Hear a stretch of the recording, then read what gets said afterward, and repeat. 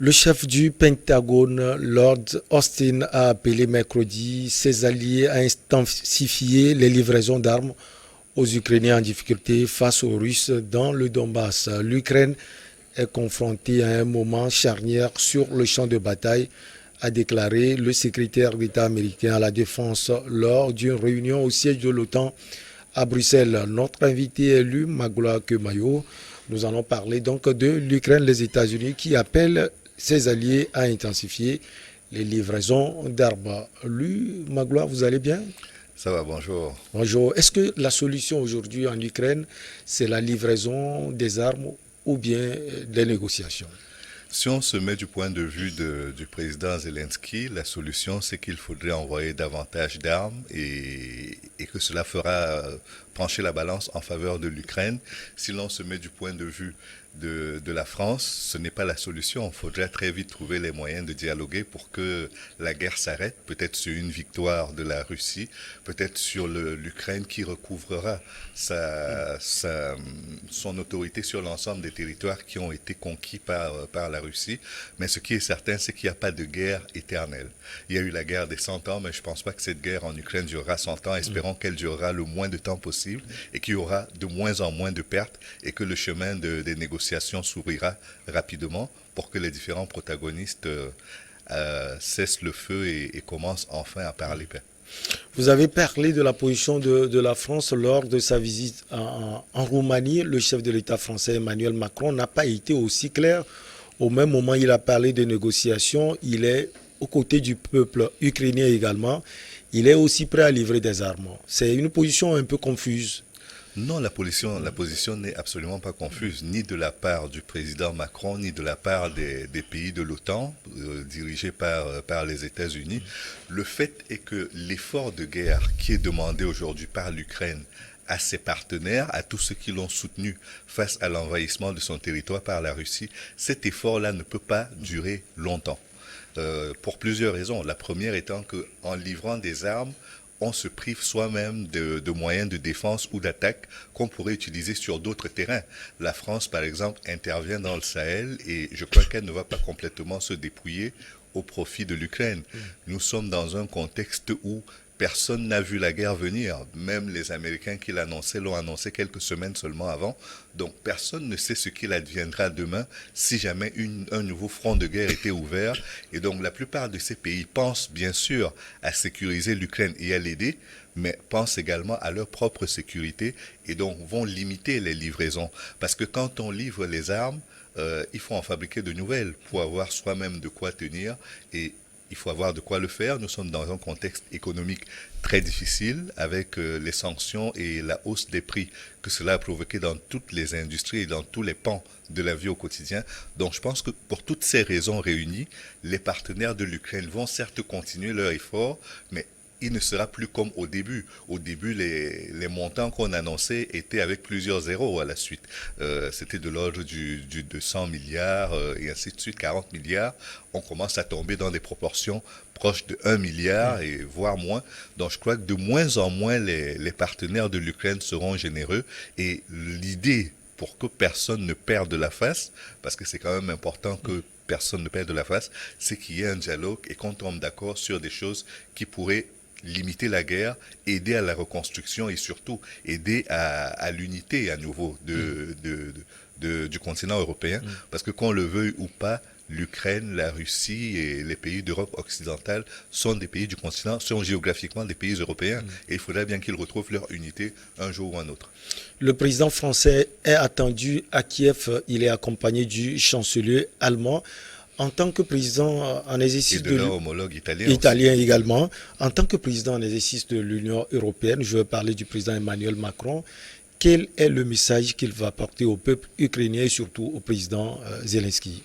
Je crois qu'il va encourager le président Zelensky à commencer à réfléchir aux options de paix qui se présentent à lui, à la façon dont on pourrait sortir de la guerre, parce que l'effort de guerre devient de plus en plus important et pèse sur les budgets. Quand on fait face à la hausse du prix du carburant, il est difficile d'expliquer aux populations qu'elles vont faire un effort pour résorber la crise et que malgré les efforts qu'ils font, on va encore être généreux avec un partenaire, même si la solidarité n'est pas une mauvaise chose, mais on dit souvent qu'on préfère les siens par rapport aux autres dans des situations difficiles et je crois que ce sera cela la discipline. Et donc, que ce soit le président Macron qui en a encore pour quelques jours à la tête de la présidence du Conseil de l'Europe, ou que ce soit par rapport au chancelier allemand ou le président du Conseil italien, le message qui sera passé sera celui de commencer à envisager la fin de la guerre, le début de la paix et celui de la reconstruction surtout, même si à côté de cela, il y a l'idée aussi de réfléchir à cette candidature de l'Ukraine par rapport à son entrée à l'OTAN et puis son entrée surtout au sein de l'Union européenne, un nouvel élargissement de l'Union européenne, parce que l'Ukraine est à la frontière de la Pologne qui est membre de l'Union européenne, mais l'Ukraine n'en fait pas partie, malgré le fait que les pays de l'Union européenne se sont très généreusement mobilisés pour aider l'Ukraine. Certains analystes parlent de l'échec des troupes russes à Kiev. Est-ce que selon vous, c'est ce qui encourage le président Zelensky à vouloir continuer la guerre dans le Donbass, par exemple?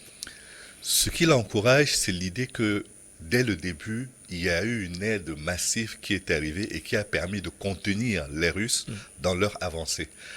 Parce que l'idée, c'était d'arriver par la Biélorussie, par le nord du pays, par l'est également, et puis par le sud. Finalement, les deux options du nord et de l'est ont été atténuées. Il reste le sud maintenant, qui a été presque complètement conquis, et puis le Donbass qui a été également conquis, mais pas complètement. Il reste encore quelques oblasts à récupérer, mais je pense que dans l'esprit du président Zelensky, il y a d'abord la résistance que la population elle-même a opposée. Il y a l'idée que beaucoup de réservistes se sont remis au service de l'armée et donc ont eux-mêmes agi. Il y a très peu de troupes étrangères qui sont arrivées parce qu'ils ne veulent pas de co-belligérance sur ce terrain-là. Donc il y a peut-être des mercenaires qui ont été envoyés, mais en petit nombre seulement. Et le gros de la résistance a été apporté par le peuple ukrainien lui-même. Je crois que c'est la première motivation du président Zelensky. Et après, il y a l'aide que les partenaires ont apportée. Même s'il trouve que c'est insuffisant, cela lui a quand même permis de détruire un certain nombre de matériels, de cibles, et puis de tuer un certain nombre de soldats russes qui étaient arrivés sur son terrain, et les victoires qui ont permis aux Russes de reculer au niveau de la frontière avec la Biélorussie, au niveau de Kiev et dans d'autres villes d'Ukraine, ont été très probablement des victoires motivantes pour les troupes et pour le président ukrainien. Est-ce que la Russie elle-même avait prévu l'intensité de ces combats? Non, je crois que dans l'esprit de Vladimir Poutine, comme dans celui des officiers et des soldats qui sont arrivés en Ukraine, il n'allait faire qu'une bouchée de l'Ukraine. Mais il n'y a pas de guerre facile, surtout quand vous arrivez dans des zones où il y a des populations civiles qui y vivent. Vous n'avez pas besoin de créer beaucoup de dommages collatéraux. Et je crois que si la Russie avait voulu faire une guerre tous azimuts en détruisant tout sans tenir compte de la population, elle aurait réussi. Mais il y a des scrupules probablement qui sont entretenus par Vladimir Poutine.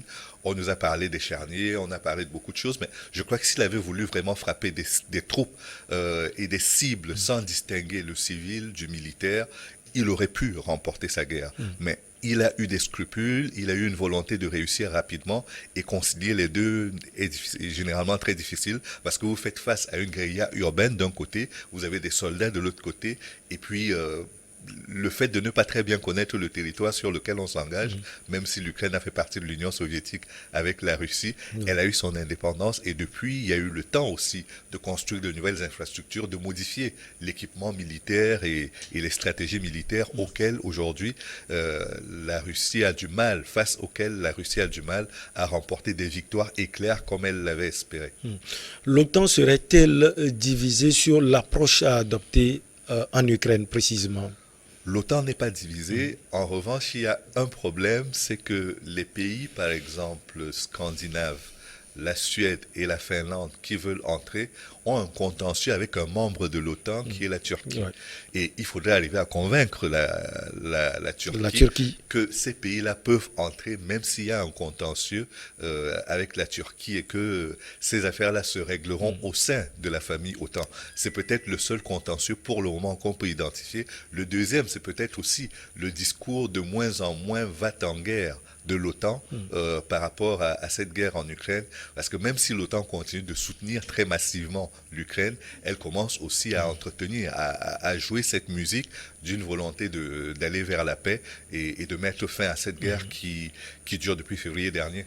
C'est contentieux entre la Turquie et la Finlande. Il y a aussi la Suède.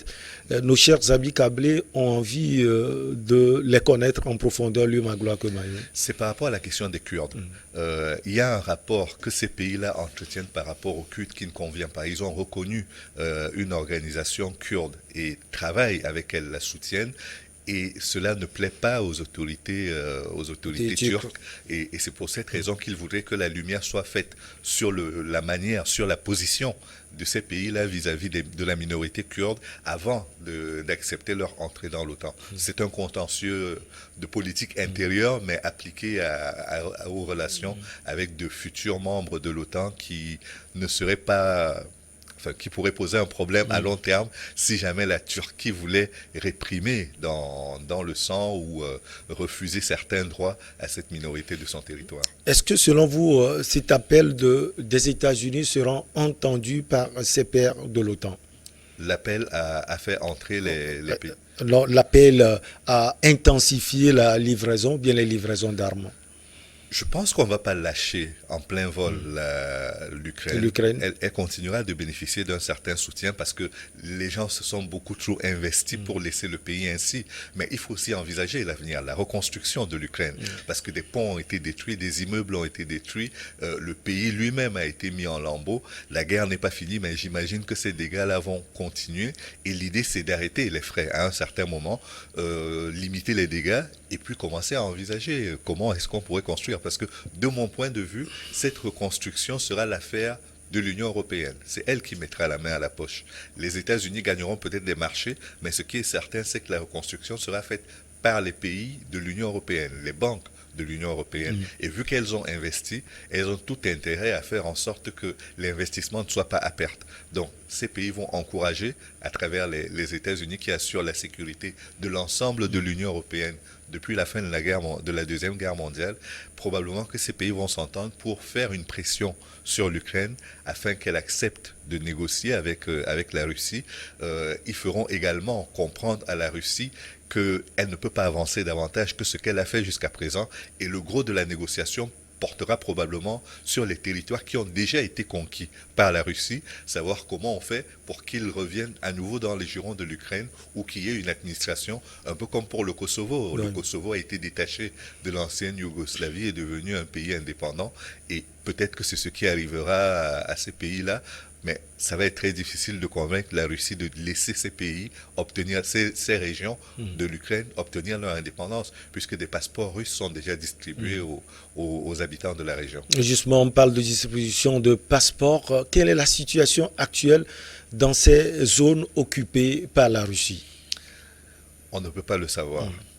Il y a très peu d'organisations qui y vont. Il y a peut-être les images de l'armée russe qui nous permettent de voir des populations qui sont satisfaites de la présence russe.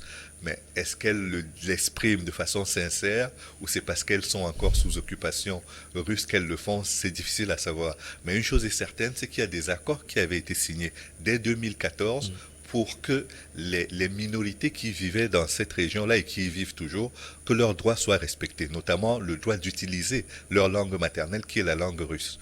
Or, cette langue a été interdite, elle n'est plus utilisée comme langue officielle en Ukraine. Il fallait y réfléchir et trouver une solution. La France et l'Allemagne ont été les parrains de l'accord qui avait été trouvé entre la Russie et l'Ukraine par rapport à ces minorités-là. Et l'une des raisons pour lesquelles Vladimir Poutine est intervenu, c'est qu'il estime que ces accords n'ont pas été respectés au-delà du fait qu'il n'était pas d'accord que l'Ukraine rapproche la frontière de l'OTAN de la Russie. Et donc je crois que ce sont toutes ces choses-là qui ont été mal négociées, qui n'ont pas été respectées en termes d'accords conclus, qui ont conduit à la guerre. Et aujourd'hui, ces populations, peut-être qu'en étant dans le giron de la Russie et en recevant un passeport russe, retrouveront leurs droits culturels, leurs droits de minorité à s'exprimer sur un territoire dans la langue qui est la leur depuis de nombreuses années. Alors, les forces de l'OTAN stationnées en Pologne, en Roumanie et autres, quelle intention précisément elles ont derrière la tête? L'intention, c'est déjà d'éviter que ce qui est arrivé à l'Ukraine arrive à d'autres pays dans la région. Parce qu'à la chute du mur de Berlin en 1989 et après l'implosion de l'Union soviétique, certains pays, comme les États baltes par exemple, sont devenus indépendants. Et puis des pays comme la Roumanie et autres sont sortis du pacte de Varsovie. Mais la grande menace pour eux reste la Russie. Ils ne savent pas ce que la Russie peut construire comme plan les concernant. Est-ce qu'elle voudra les envahir, les remettre à nouveau sous son joug? Cela leur fait peur. Et donc un pays comme la Pologne, par exemple, où avaient été conclus des accords pour la stratégie militaire, l'équivalent de l'OTAN du côté de l'Est, et aujourd'hui l'un des pays qui a le plus peur de l'hégémonie russe dans la région, les pays comme la Finlande, qui avaient conclu un accord de neutralité pour ne pas rejoindre l'OTAN, sont en train de la rejoindre, et c'est pour une seule raison: faire que l'article 5 de l'OTAN s'applique, c'est-à-dire si un pays est attaqué, ce sont tous les pays de l'OTAN qui sont attaqués, et donc ils seront défendus de la même manière, avec la même intensité que ce qu'on a vu au début de la guerre en Ukraine. Alors, les Ukrainiens réclament aussi des canons automoteurs comme des canons automoteurs français. Je sais que vous n'êtes pas spécialiste de l'armement. Sans doute, c'est pour contrer les Russes. Oui, je crois qu'ils veulent pilonner, c'est-à-dire qu'ils s'attendent à ce que quand les troupes, parce que là où la Russie se trouve actuellement, avec Severodonetsk et autres, par rapport aux avancées militaires, on est encore de l'autre côté du fleuve Dniepr. Et donc, si la Russie devait rentrer dans les parties où le relief le met en position d'infériorité par rapport à l'Ukraine, de la position où les troupes ukrainiennes se trouvent, elle voudrait arriver à pilonner sans avoir à subir beaucoup de dégâts les troupes russes qui avanceraient vers ces cibles-là. Et je crois que c'est pour cette raison que les Ukrainiens exigent ce type de matériel pour frapper sans qu'il y ait de... Parce qu'on nous explique dans les reportages que ça permet de frapper rapidement et de se désengager rapidement également de la zone sans subir de dégâts, de répression. Je crois que c'est pour ça qu'ils exigent cet armement-là. Au-delà de l'intention d'intensifier les livraisons d'armes, on parle également des médiations, surtout celle de la Turquie. Elle est à quel niveau, Lumagla Kebayo? Il y a déjà eu une première réunion en Turquie, à Antalya, où l'Ukraine n'a pas participé, mais il y a eu, au plus haut niveau, c'était encore au niveau ministériel. Il y a également Israël qui pourrait être un médiateur dans cette crise-là. Et puis les pays de l'Union européenne devraient... Parce que, encore une fois, moi je suis convaincu que c'est l'Union européenne qui reconstruira l'Ukraine. Et s'ils devront reconstruire, je pense qu'ils devraient également être de bons agents pour la médiation entre les deux. Et le fait qu'il y ait aujourd'hui 3 leaders de l'Union européenne qui se retrouvent en Ukraine, à Kiev, va probablement être un début de ce qu'on prévoit par rapport à l'intégration de l'Ukraine au sein de l'Union européenne. Il y aura probablement une proposition qui sera faite pour lui expliquer que l'Ukraine ne peut pas, vu le niveau de son économie et vu ce qu'a été le précédent élargissement de l'Union européenne vers les pays d'Europe centrale et d'Europe de l'Est, que l'Ukraine ne peut pas aujourd'hui entrer dans l'Union européenne. Mais même si elle ne peut pas entrer, cela n'empêche pas qu'on bâtisse un mur de solidarité autour de lui et qu'on l'accompagne vers sa reconstruction. Et donc les banques européennes vont faire cet effort, les autorités européennes vont faire cet effort. Après, il faudrait qu'il y ait d'autres gens beaucoup plus neutres. La Turquie n'est pas si neutre que ça, elle fait partie de l'OTAN. Peut-être que Israël pourra, avec la Russie ou avec laquelle elle collabore déjà en Syrie, peut-être qu'elle pourra arriver à trouver des moyens de négociation plus convaincants que ce que nous avons eu jusqu'à présent sur la table. Alors, une rencontre Poutine-Zelensky, ce dernier l'a toujours réclamé, même avant la guerre. Est-ce qu'on peut s'attendre à cela dans l'avenir? Moi, je ne me fie jamais à ce que disent les politiciens dans l'absolu. Parce que certains disent que les promesses électorales n'engagent que ceux qui y croient. Mais là, on est devant une guerre où chacun a l'impression, si l'Ukraine était en position véritablement de perdre cette guerre, elle ne ferait pas le fanfaron comme elle est en train de le faire. Mais vu qu'elle est largement et massivement soutenue par les États-Unis, par les pays de l'OTAN, c'est-à-dire Canada, États-Unis et tous les pays de l'Union européenne, elle a l'impression que le rapport de force lui est favorable. En plus, il y a l'adhésion des populations qui vient s'y ajouter. Donc sur le plan moral, il est difficile de laisser tomber l'Ukraine.